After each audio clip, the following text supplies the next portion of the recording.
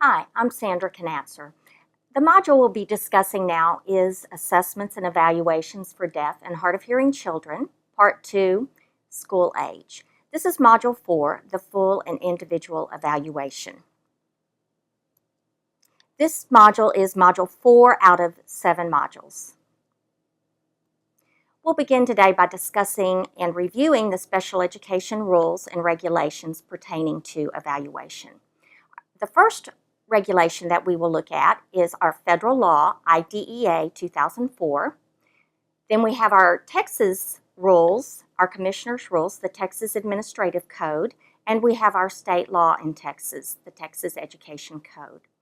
More information about the rules and regulations can be found on the Region 18 Legal Framework website, and that website is listed there for you. The federal definition of deafness means a hearing impairment so severe that a child is impaired in the processing of linguistic information with or without amplification, and it adversely affects a child's educational performance. The second definition is hearing impairment, and it means an impairment, whether it's permanent or fluctuating, that adversely affects a child's educational performance.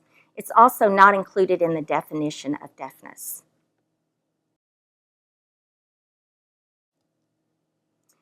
Additionally, under the federal law, we have special factors to consider the communication needs of the child.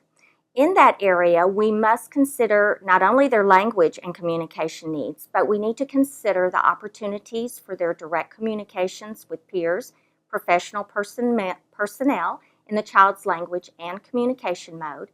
We must consider their academic level, their full range of needs, and their opportunities for direct instruction in their primary communication mode. Additionally, assistive technology devices and services should always be considered. In Texas, we have the Texas Administrative Code, known as our Commissioner's Rules, and under the Texas Administrative Code, we have the definition of the eligibility auditory impairment. Auditory impairment is first, a student must meet the eligibility of the federal definition of deafness or hearing impairment, but additionally must include the otological examination by an otologist or a licensed medical doctor, and it must include an audiological exam by a licensed audiologist. Additionally, it must describe the implications of the hearing loss with and without amplification. The Texas Education Code 29.301 through 315 is our Deaf Bill of Rights. One section of the Deaf Bill of Rights, section 29.310, indicates that procedures and materials for the assessment and placement of students who are deaf and hard of hearing must be conducted in their preferred mode of communication. We also have, under our Texas Education Code, a statewide plan. The statewide plan indicates we must recognize the need for development of language and communication abilities in students who are deaf and hard of hearing, and we must use communication that meets the needs of each individual student.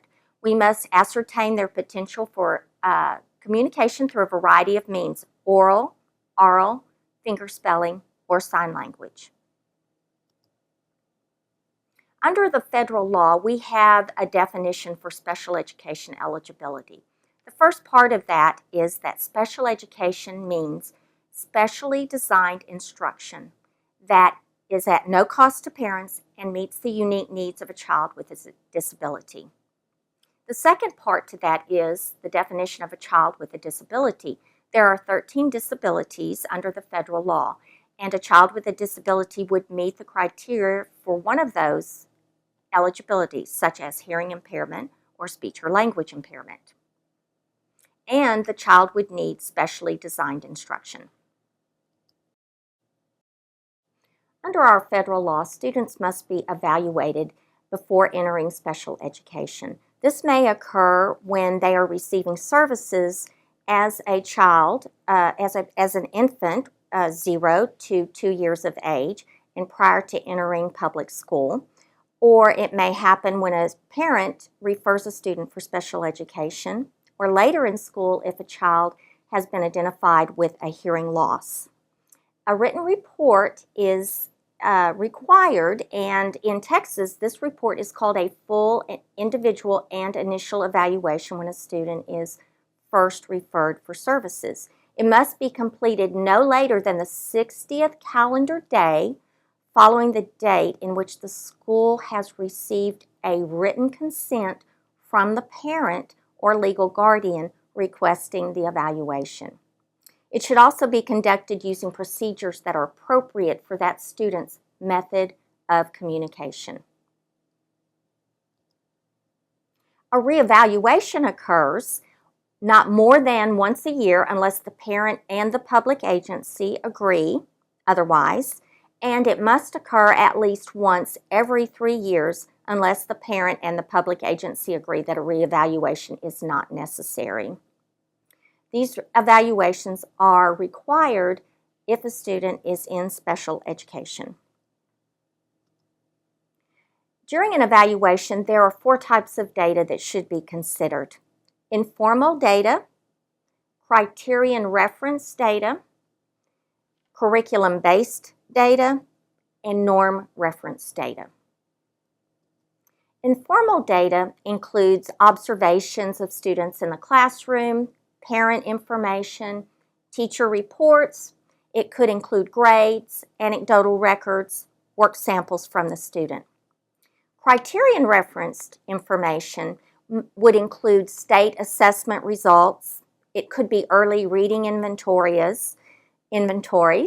The Iowa Test of Basic Skills and the Stanford Achievement Test are both considered criterion referenced. Informal reading inventories also fall in that category. Curriculum-based assessments are actually created and developed based on the actual curriculum that is being taught in the classroom. This includes benchmark tests that are given periodically throughout the school year to determine if assessment is occurring in the general curriculum, and it could include rubrics, data sheets, or commercial products such as Ames Web. Norm-referenced assessment refers to any sort of standardized tests that are designed to compare and rank test takers in relation to one another.